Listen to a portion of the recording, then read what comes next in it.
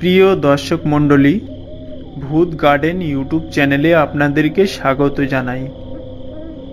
দর্শক মণ্ডলী, আজকের একটা ভয়ঙ্কর রকমের ঘটনা নিয়ে আপনাদের সামনে হাজির হয়েছি। তো ঘটনাটা একটা মাওলানাকে কেন্দ্র করে এই ঘটনাটা না শুনলে আপনারা বুঝতে পারবেন না।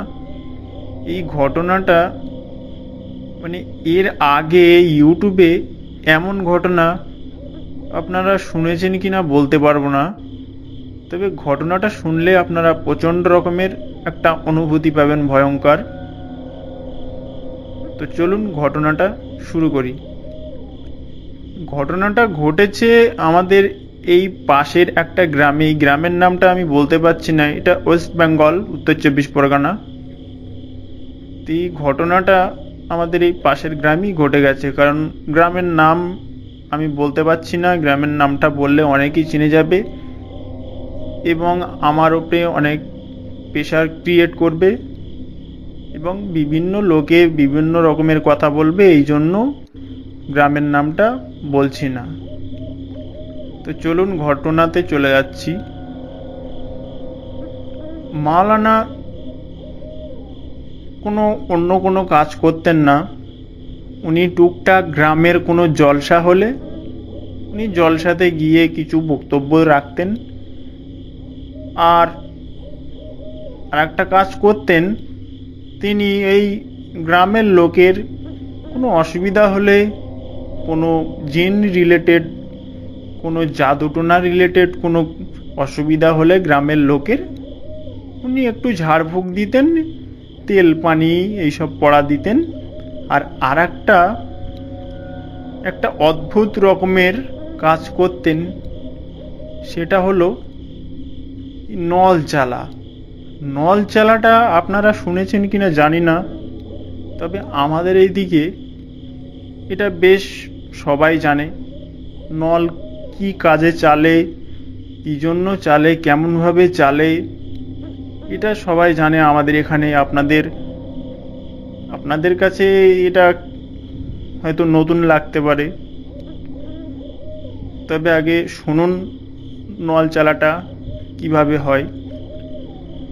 নল চালাটা এটা হয় যে কোনো কারুর বড় বড় চুরিকৃত মাল চুরি হয়ে যাবার ক্ষেত্রে, তারপরে কারুর ধান, পাট, গম ইত্যাদি এসব বড় বড় জিনিস চুরি হলে এই নল চালে এই মাওলানা, চোরকে ধরার জন্য। তা এমনই একটা ঘটনা হয়ে গেছিল, ওই গ্রামের পাশের পাড়ার এক মসজিদে ওই পাড়ারই একটা লোক, সে টুকটাক একটু ব্ল্যাক ম্যাজিক করত। সে মসজিদের নামাজ পড়তে আসতো 5 ওয়াক্ত, ব্ল্যাক ম্যাজিক করত, তাও নামাজ পড়তে আসতো। তা উনি এখন যে প্রত্যেক মসজিদের ভিতরে একটা করে দান বক্স থাকে, ওতে বিভিন্ন মানুষ পয়সা দান করে যায়। তো সেই দান বক্স মসজিদে যে ইমাম সাহেব ইমামতি করে যে জায়গাটায় দাঁড়িয়ে, সেই জায়গাটার পাশেই রাখা থাকে সব সময়। কেউ তো আর চুরি করবে না ওটা, কারণ মসজিদের মাল, ওটা কেউ চুরি করতে সাহস পাবে না, ভয় করবে। কারণ ওই জিনিসটা চুরি করতে গেলে মানুষের মনে একটু না একটু ভয় করবি। তা ওই লোক নামাজ পড়তে আসতো প্রত্যেক দিন। আস্তে আস্তে ওই লোকের মনে লোভ জন্মে যায় যে ওই দান বাক্সের ভিতরে যা টাকাগুলো আছে ওই সবগুলো সব নিয়ে নেব, এরকম মনে চিন্তা ভাবনা আসে। আসার পরে একদিন সত্যিই একদম দান বক্স থেকে ঠিক লোকের আড়াল করে দান বক্স থেকে টাকাগুলো সব চুরি করে নিয়ে যায়। আর মসজিদে তো সবসময় তালা মারা থাকে না, কারণ মসজিদে কেউ চুরি করতে পারবে না, সাধারণত একটু ভয় কাজ করবে, কারণ আল্লাহর ঘর থেকে চুরি করা অতটা সহজ না।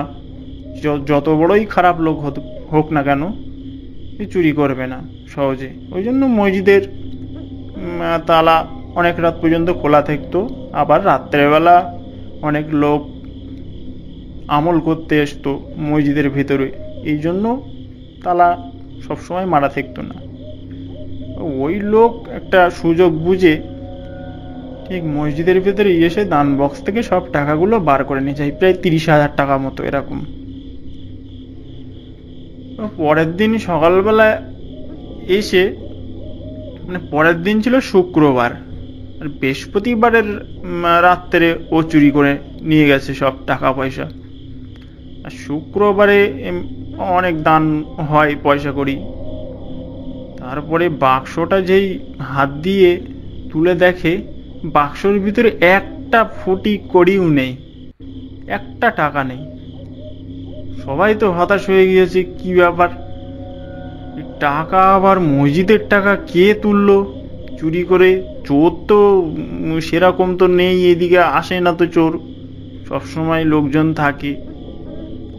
তবে সবাই আলোচনা করলো যে এ কোনো জানা বোঝা লোকই নিয়েছে টাকা। তা সবাই আর কিছু ভেবে পায় না যে কে নিল, কাকে ধরবে, এরকম করে লাভ নেই। তা ওই মাওলানা আছে, ওই মাওলানার কাছে যাই। অনেকেই সবাই মিলে গেল মাওলানার কাছে। মাওলানা ভেবে চিনতে বলে, ঠিক আছে, চোরকে শনাক্ত করা যাবে, তা আপনাদের আগে থানা থেকে পারমিশন নিয়ে আসতে হবে। লোকজন বলল, কেন থানা থেকে পারমিশন লাগবে কেন? বলছে, না, থানা থেকে পারমিশন না আনলে আমি যে নল চালা প্রক্রিয়াটা করব, তখন যে কোনো লোকের বাড়ি যে উঠবে, যে চুরি করেছে তাদের বাড়িতে গিয়ে ওই নলটা গিয়ে উঠবে, আর তখন সে মানবে না, তখন থানা পুলিশ করবে, থানা মানতে যাবে না, পুলিশ মানতে যাবে না, কারণ পুলিশ এইসব অলৌকিক কাজে বিশ্বাস করে না। এই জন্য আপনারা আগে থানা থেকে পারমিশন নিয়ে আসেন, তারপরে এই কাজটা করব।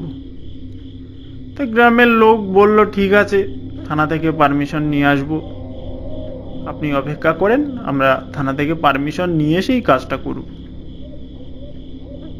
তো ওই কথা, থানা থেকে পারমিশন যথারীতি আনা হলো। আনার পরে মাওলানাকে ডাকা হলো। মাওলানা বলল যে যেসব জিনিসপত্র লাগবে সেসবগুলো জোগাড় করতে হবে। আচ্ছা, কি কি লাগবে? লাগবে আপনার দুটো বাঁশের মানে চেলা লাগবে, বাঁশ ব্যাটম বলে না, ওই ব্যাটম, দুটো ব্যাটম লাগবে বাঁশের, ভালো করে 6 ফুটের মতো এরকম লম্বা, আর ভালো করে পুরো পরিষ্কার করে চেঁচে পরিষ্কার করে রাখতে হবে। আর দুটো লোক লাগবে, লোক দুটো এমন হতে হবে যাদের রাশিটা তুলা রাশি হয়। তা আপনারা জানেন যে তুলা রাশি অনেক কাজে ব্যবহার হয়, যেমন জিনে আসর করলে তুলা রাশির লোক লাগে, বাটি চাললে তুলা রাশির লোক লাগে, এই সমস্ত কাজে, তদবির তাগাদার কাজে ব্যবহার হয় তুলা রাশির লোক। তা তেমনই তুলা রাশির লোক দুটোকে খুঁজে খুঁজে, এখন কে গ্রামের লোক কে জানে কার তুলা রাশি, তা এরকম 10-20টা লোক এক জায়গায় হয়ে মাওলানাকে বলে যে আমরা তো বুঝবো না কে তুলা রাশি, আপনি একটু চেক করে দেখেন। তা খুঁজতে খুঁজতে খুঁজতে খুঁজতে 20 জনের ভেতরে তুলা রাশি লোক বার হয়ে গেল, দুটো বার হয়ে যাওয়ার পরে তারপরে বলল, ঠিক আছে, মসজিদের বারান্দায় বসে আছে মাওলানা, বলছে এখানে কেউ আসবেন না, আমি এখানে আমল করব, কেউ আসবেন না, আপনারা বাইরে থাকুন। লোকজন প্রচুর লোক হয়ে গিয়েছে গ্রামে, মসজিদে, আর এই কাজটা হচ্ছে মসজিদ থেকে, কারণ ওখান থেকে চুরি হয়েছে, আর নলটা ওখান থেকেই চালা হবে। যে চোর তার বাড়িতে গিয়ে উঠবে কিংবা তার গলায় গিয়ে উঠবে, তাকে যদি দেখতে পায়, সে যদি বা কোনো জায়গায় থাকে, তাহলে ওই নলটা গিয়ে তার গলায় গিয়েই উঠবে। সে যদি কোনো মানে আশপাশে না থাকলে, তাহলে তাদের বাড়িকে মানে যে কোনো প্রক্রিয়ায় তার শনাক্ত দেবে যে এই এই বাড়ির লোক চোর কিংবা এই চোর, এরকম। তো মাওলানা বসে আছে বারান্দায় মসজিদের, আর বলে দিল এরকম যে এর ভিতরে কেউ আসবেন না, আমি আমল করব, আমল করা শেষ হয়ে গেলে আমি বাইরে গিয়ে সবার সাথে কথা বলবো। ওই হয়ে গেল কাজ। লোকজন বাইরে আছে, মাওলানা আমল করছে, করার পরে বাইরে বেরিয়ে আসলো। প্রায় আধা ঘন্টা, পৌনে 1 ঘন্টা এরকম বসে আমল করছে, করেই যাচ্ছে। সবাই অপেক্ষায় আছে মাওলানা কখন বার হবে। তো মাওলানা ঠিক তার আমল শেষ করে বাইরে বার হয়ে আসে, আর বলল যে ওই চেঁচাড়ি বলতে ওই যে বাঁশের টুকরো, ওই যে বাঁশের ফালিগুলো, ব্যাটম, ওই ব্যাটমগুলো নিয়ে আসো, সবাইকে বলল। ব্যাটমগুলো আনা হলো। বলছে যে যে লোক দুটো যে শনাক্ত করা হয়েছিল তুলারাশি, ওই লোক দুটোকে ডাকো। তাদের ডাকা হলো। ডাকার পরে বলল যে এই চেঁচাড়িগুলো, এই বাঁশের ফালিগুলো আপনাদের দুজনার 2 বগলে ধরে রাখতে হবে, বেশ টাইট করে ভরে রাখতে হবে, যেন কোনো মতেই ফোকসে না যায়। আগে থাকেই বলে দিচ্ছে ওই মাওলানা যে কিছু মতেই যেন ওই বাঁশের ফালিগুলো ফোকসে না যায়, কারণ ফোকসে গেলে বিপদ। বগল ছিলে যাক কিংবা কেটে যাক, আপনাদের যে কোনো প্রকারে ওই বাঁশের চারাগুলো বগলের সাথে টাইট করে ধরে রাখতে হবে। তা দুজনা রাজি হয়ে গেল, হ্যাঁ আমরা যে কোনো প্রকারে ধরে রাখবো। তো মাওলানা বলল ঠিক আছে, বগলের ভিতরে দিয়ে দিল। দিয়ে দেবার পরে মাওলানা ঠিক চেঁচাড়িগুলো মানে ফালিগুলো, বাঁশের ফালিগুলো ধরা হয়েছে 2 বগলে, চেপে 2 জন 2 সাইড দিয়ে ধরে রেখেছে। আর চেঁচাড়িগুলো মানে বাঁশের ফালি এমনভাবে কাটা হয়েছে যে ফালিগুলো যেন এরকম স্প্রিং হয়, যেন না ভেঙে যায়, এমনভাবে কাটা হয়েছে, বেশ শক্তপুক্ত বাঁশ।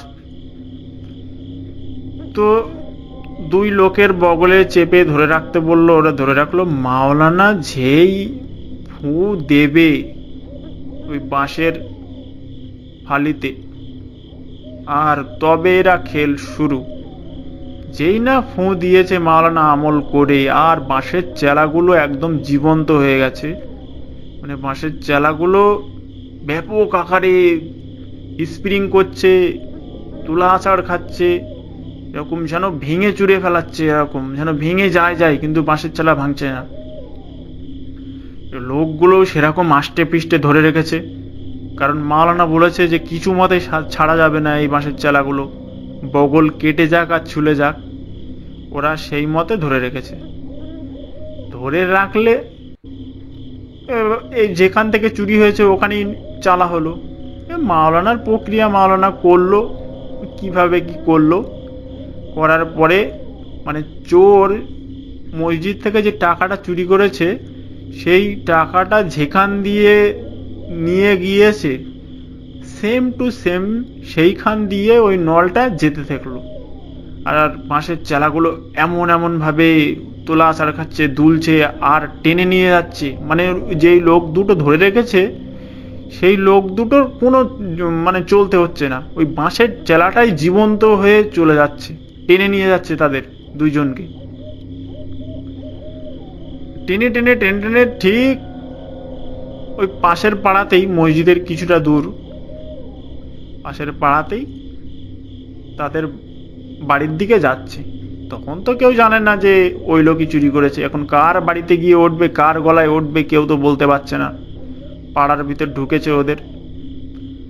ঢোকার পরে কিছু কিছু জায়গায় যেরকম 3 মাথা রাস্তা, ওদের বাড়ি ঢুকতে যে মুখ আসে, এইসব জায়গায় জায়গায় মানে যে টাকাটা চুরি করেছে সে তো ব্ল্যাক ম্যাজিক করতো, সে অনেক কিছু জানে, সে ওই জায়গায় জায়গায় বান মেরে রেখেছে, বান মেরে বন্ধ করে রেখেছে, যেন কোনো মতে ওদের বাড়িতে কোনো সুপার ন্যাচারাল কোনো জিনিস যেন না ঢুকতে পারে, মানে ওকে না চিনতে পারে যে ওই চোর। ঠিক ওইসব জায়গায় নলটা যখন যায় আর ওই সাইডে যায় না, নলটা ওখানে তোলা আষাড় খাচ্ছে, মানে বাঁশের চারাগুলো ওখানে লোক দুটোকে নিয়ে তোলা আষাড় খাওয়াচ্ছে। আর ওদের তো ভীষণ কষ্ট হচ্ছে, কারণ ওদের তো বলা আছে কিছু মতে ছাড়া যাবে না, ওদেরও কষ্ট হচ্ছে। মাওলানা তো বুঝতে পারে যে এখানে কিছু করা আছে, মাওলানা ঠিক তাড়াতাড়ি ওই জায়গাটায় বানটা কেটে দেয়, দিয়ে আবার যেই বাড়ির মুখটায় যায়, বাড়ির মুখে গিয়ে দেখে আবার ওই একই অবস্থা, ওখানেও বান মারা, ওখানেও কাটালো। কাটানোর পরে তারপরে বাড়িতে ঢুকে গেল। সবাই তো অবাক একদম, যে এই লোকই তাহলে চুরি করেছে মসজিদ থেকে টাকা। আরে পাড়ার লোকেরা সবাই জানে যে এ লোক ভালো না, ব্ল্যাক ম্যাজিক করতো, জাদুটোনা এসব করে, মানুষের ক্ষতি করে বেড়ায়। হ্যাঁ, আবার এরকম আছে যে ওই লোকের একটা আত্মীয়র হাত কেটে গিয়েছিল, হাত কেটে গিয়েছিল। তা যারা জাদুটোনা করে তারা একটা কাজ খুব ভালো করে যে ওরা কারুর ভালো দেখতে পারে, কারণ আপন লোকেরও কোনো অসুবিধা হলে সেই জায়গাটায় ওরা বান মেরে দেয়। মানে ওদের মুখটা সবসময় মানে জাদু করার জন্য ওদের মুখটা বিড়বিড় করে সবসময় জাদুটোনা করতেই থাকে এরকম। ওরা আপন লোককেও মানে না, ওদের হাতে নিজের হাতে যদি কেটে দেয় তা সেখানেও নিজের বান মেরে দেবে, এরকম যারা জাদু করে। তো ওদের আত্মীয়র ভিতরে একটা ছেলের ওরম হাত কেটে গিয়েছিল, তা ও সেটাকে নজরে ফেলে ওটাকেও বান মারার পরে সেই ছেলেটার হাতই আর ভালো হলো না, সেই ছেলেটার হাতটা পুরো কেটে বাদ দিতে হয়েছে, পুরো পচে গিয়েছে একদম।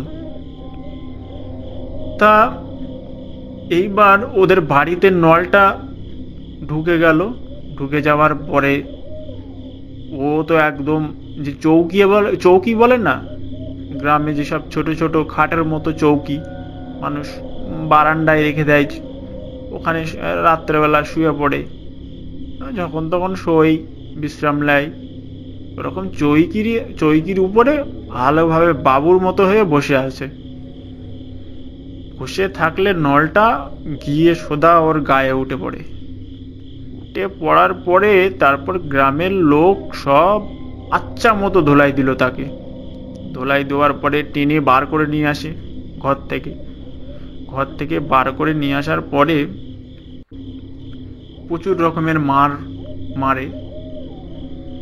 আর পাশের বাড়ির একটা দালান বাড়িতে তাকে বন্ধ করে রাখে, পুলিশকে ফোন করা হয়।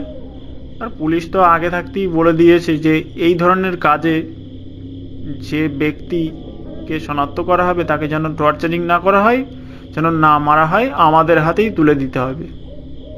ওরা কিছু মতো শোনে, আর ওরা দুমধারাক্কা পিটিয়ে রেখে দিল। আর ফোন করে পুলিশকে বলল যে পাওয়া গেছে, আপনারা আসুন। পুলিশ এসে তাকে তুলে নিয়ে গেল। নিয়ে যাওয়ার পরে কয়দিন পরে সব ঠিকঠাক ভালো হয়ে গেল, পুলিশের যা কাজ তাই করলো, ছেড়ে দিল তাকে, কারণ এর তো কোনো প্রমাণ নেই। পুলিশ প্রমাণে বিশ্বাস, এই জন্য তাকে বাধ্য হয়ে ছেড়ে দিতে হলো। সেও ঘুরছে, তবে আগের মতো যেরকম লোকটা খারাপ ছিল একটু কমে গিয়েছে, ভালো হয়ে গেছে এখন একটু। এই যে এরকম ভাবে নলটা চালা হয়। তাই এবারে আসি মাওলানার ঘটনা। মাওলানা টুকটাক ঝাড়ফুঁক করত, আর ওনার কিছু বশীভূত জিন ছিল, সেই জিনগুলো বশ করে রেখে দিয়েছিল। রাখার পরে মাওলানা বিভিন্ন রকমের ঝাড়ফুঁক টুকটাক তদবির তাগাদা এইসব জিন ভূত ঝাড়ানো এইসব কাজ করতো, আর ওই জিনগুলোকে হুকুম করত। জিনগুলো ওর বশীভূত হতে মানে চাতো না, তাও করে রাখতো। প্রত্যেক জিনরাই এমনটাই চায়, তারা আজাদ থাকবে, তাই এমন করেই রেখে দিয়েছিল।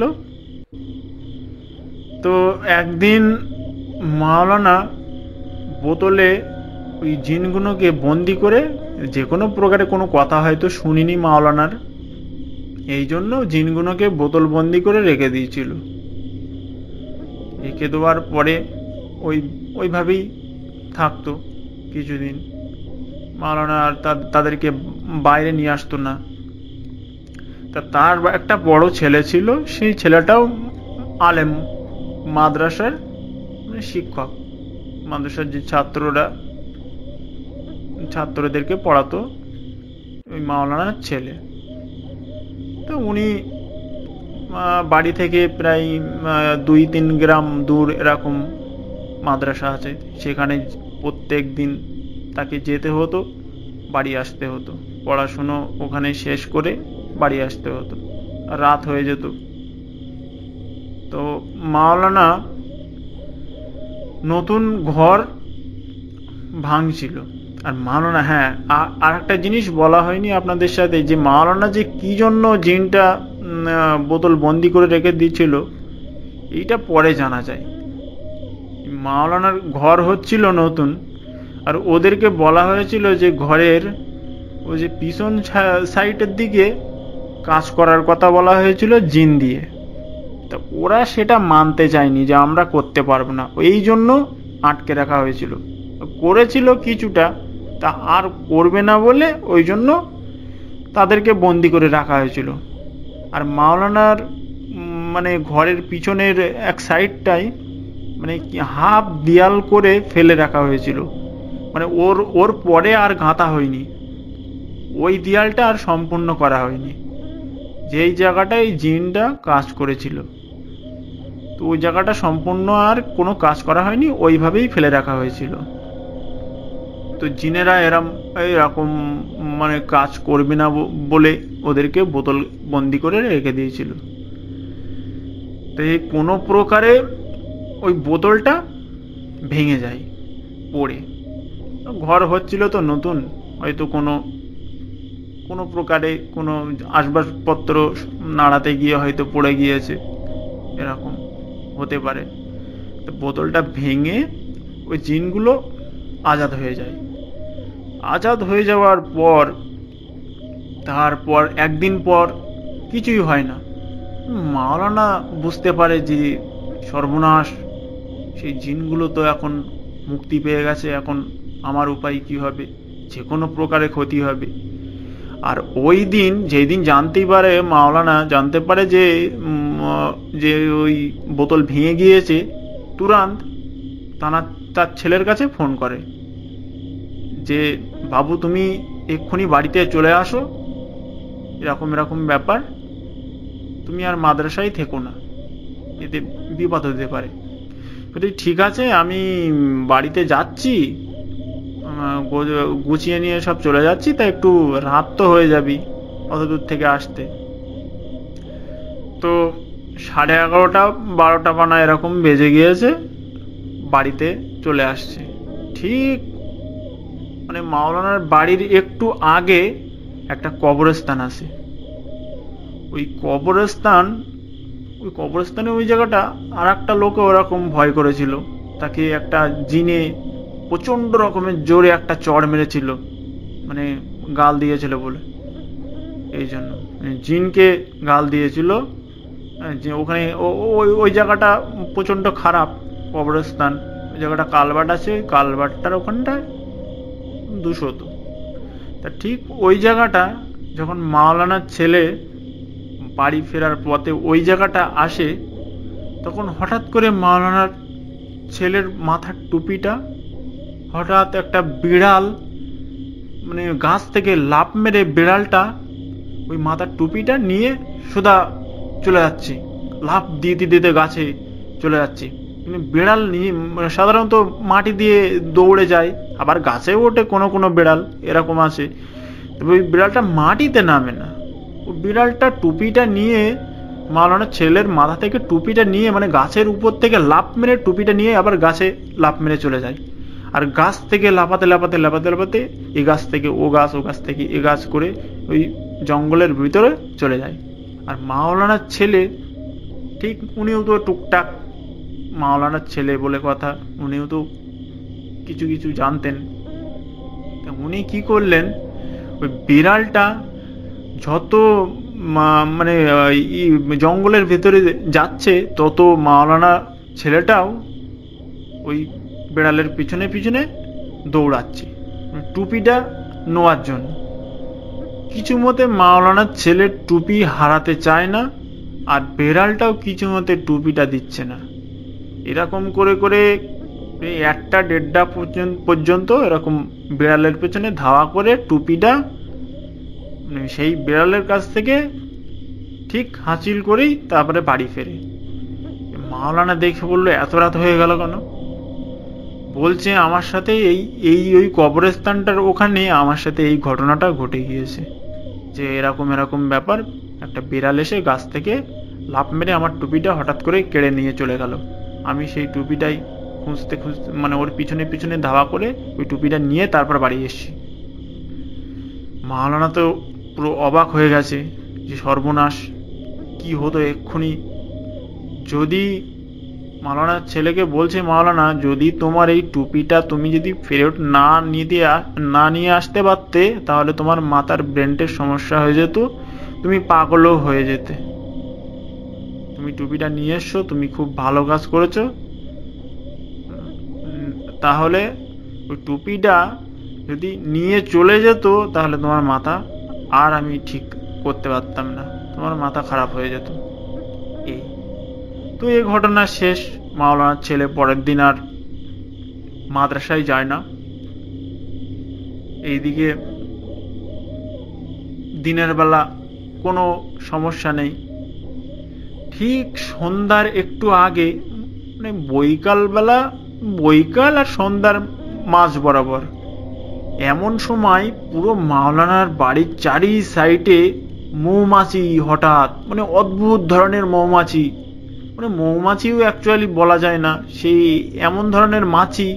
আর দেখেই বোঝা যাচ্ছে এরা ভীষণ বিষাক্ত হবে, মানে ভয়ঙ্কর রকমের সব ভোঁ ভোঁ ভোঁ করে আওয়াজ হচ্ছে। আর মাওলানার বাড়ির পুরো চারি সাইডে পুরো ঘেরাও করে ফেলেছে মৌমাছি ধরনের, ওরকম মাছি বিষাক্ত, পুরো বাড়ির চারি সাইডে ব্লক করে দিয়েছে। মানে বাড়ি থেকে কেউ বার হতে পারছে না, দরজা জানালা সব বন্ধ মাওলানার বাড়িতে। তো কিছু মতেই মৌমাছি, ওই মাছিগুলো সরছে না। মাছিগুলো ভয়ঙ্কর রকমের সব ডাক দিচ্ছে, গোঁ গোঁ করে আওয়াজ হচ্ছে। মনে হবে যে এরা মাছি না, এরা এরা এরা জিনি, এরকমই মনে হচ্ছে। মানে এত গম্ভীর আওয়াজ তাদের, আর একসাথে প্রচুর, তো হাজার হাজার। তারপরে মাওলানা তো বাড়ি থেকে বার হচ্ছে না। মাওলানা ঘরের ভিতরেই কি কোথায় সব করছে, মানে ওনার যে আমলের যে প্রক্রিয়া, যে তদবির যে উনি করে, যে এই মাছিগুলো আদৌ কি, এগুলো মাছি না জিন, উনি বুঝতে পারার সাথে সাথে উনি ওনার যে তদবিরের যে আসার, তদবির চালায়, যে তদবির চালানোর পরে তদবিরের যে আসার, সেই আসারটা পড়লো বাড়ি, পড়ার পরে তারপরে আস্তে আস্তে মাছিগুলো ঠিক সন্ধ্যা একদম প্রায় ঘর হয়ে গেছে, তাও মাছি যায় না। ওই সন্ধ্যা হয়ে গেছে, আঁধার হয়ে গেছে, তারপরেই মাছিগুলো আস্তে আস্তে গায়েব হয়ে যায়। তারপরে মাওলানারা বাড়ির বাইরে তারপরে বার হয়। তো বার হওয়ার পরে গ্রামের লোকজন তো সব বাড়ি ভর্তি হয়ে গেছে, কি কি ব্যাপার, মাওলানা তো কিছু মতেই কিছু বলছে না, বলে ও কিছু না, ও এমনিই সব মাছি, কোথা থেকে হয়তো এসছে। আর গ্রামের লোক তো অনেক বিশ্বাসই করছে না যে না, এ লোক তো মানে সাধারণ কোনো লোক না, তো অস্বাভাবিক অসাধারণ কাজ করে, সব মানে জিন ভূত নিয়ে পড়ে থাকে, সব তদবির তাগাদা করে, হয়তো ইনার কোনো সমস্যা হয়েছে। তো এই ঘটনাটা চুপচাপ হয়ে যায়, চেপে যায়, তেমন কিছু আর লোকজনে আর কিছু করে না। মাওলানা এরপরে আস্তে আস্তে মাওলানা আর তদবির তাগাদা এইসবগুলোতে আর যায় না, কারণ বাড়ির ফ্যামিলিতে এইসবগুলো করলে অনেকটা প্রভাব পড়ে, ক্ষতি হয়। যেমন যেমন তার ছেলেটাকে এই অবস্থা হয়েছিল, যদি ওই টুপিটা নিয়ে যেতে পারত তাহলে ছেলেটার মাথা পুরো নষ্ট হয়ে যেত, মাওলানাই বলেছিল। মাওলানা আস্তে আস্তে এই কাজটা ছেড়ে দেয় সম্পূর্ণ। তারপরে আর ওই যে জিনরূপী যে মৌমাছি বলো কিংবা এই যে বোতল ভেঙে গিয়েছিল, এরাই হয়তো নিয়ে এসেছিল ওইসব দল বলগুলো তাদের সঙ্গভঙ্গকে মাওলানাকে মেরে দেওয়ার জন্য। তারপরে এই কাজগুলো ছেড়ে দেয়, আর একটু একটু ওই গ্রামের লোকে একটু তেল পানি পড়া নিয়ে যেত, ঝাড়ফুঁক করতো, এই করতো। মাওলানার যে বাড়িটা এখনো পর্যন্ত যে ওই যে জিন একটুকুনি করেছিল, মানে হাফ দেয়াল গেঁথেছিল আর আরগুলো করতে পারিনি, মানে জিনেরা অস্বীকার করেছিল আমরা পারবো না আর করতে, ওই পর্যন্তই মাওলানা ওই জায়গাটা ওই পর্যন্তই রেখে দিয়েছে। ওখানে আর কোনো ইট গাঁথা হয়নি, আর কোনো কাজও করা হয়নি, ওই জায়গাটা অবশ্যই পড়ে আছে। আমরা ওখানে গিয়ে দেখেছি যে এখন ওরকমই আছে। তো এই ছিল ঘটনা। প্রিয় দর্শকেরা, এই ঘটনাটা যদি ভালো লেগে থাকে আপনাদের, তাহলে আপনাদের বন্ধুদের মাঝে শেয়ার করবেন। আমি এরকম নতুন নতুন আপনাদের সামনে এরকম ভয়ঙ্কর ভৌতিক ঘটনা নিয়ে আসি। যদি আপনাদের ভালো লাগে এই ঘটনাগুলো শুনে, তাহলে আমার চ্যানেল সাবস্ক্রাইব করে রাখবেন। এরকম আরও নতুন নতুন ঘটনা, ভৌতিক মানে ভয়ের সত্য ঘটনা আপনাদের সামনে তুলে ধরার জন্য আপনারা এই চ্যানেলটা সাবস্ক্রাইব করে রাখবেন। তো সবাই ভালো থাকবেন, ধন্যবাদ।